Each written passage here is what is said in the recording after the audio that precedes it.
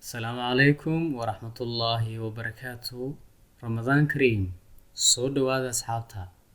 haddii ay tahay markii kugu horeysay aad soo booqato channelka, subscribe inoo saar, gambaleelka furo si aad ula socoto casharo ku saabsan barashada luqadda Ingiriiska.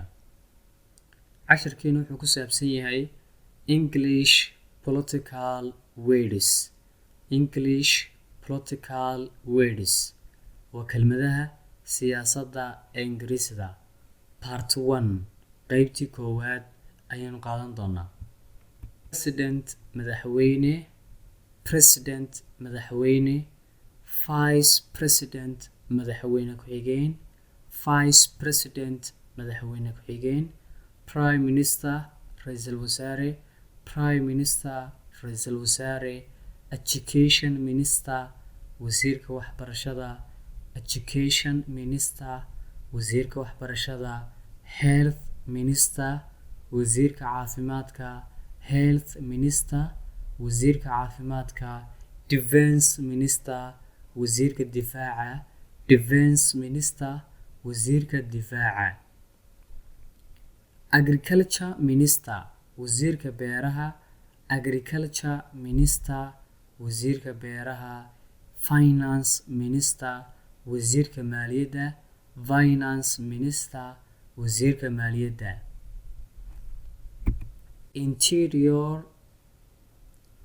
Interior ama Home Minister wasiirka daakhiliga, Foreign Minister wasiirka arrimaha dibadda, Foreign Minister wasiirka arrimaha dibadda, Forestry Minister wasiirka deegaanka, Mining and Natural Resource Minister wasiirka macdanta iyo kheyraadka, Mining and Natural Resource Minister wasiirka macdanta iyo kheyraadka, Housing and Transport Minister wasiirka gaadiidka iyo guryeynta, Housing and Transport Minister wasiirka gaadiidka iyo guryeynta, Industry Minister wasiirka warshadaha, Industry Minister wasiirka warshadaha.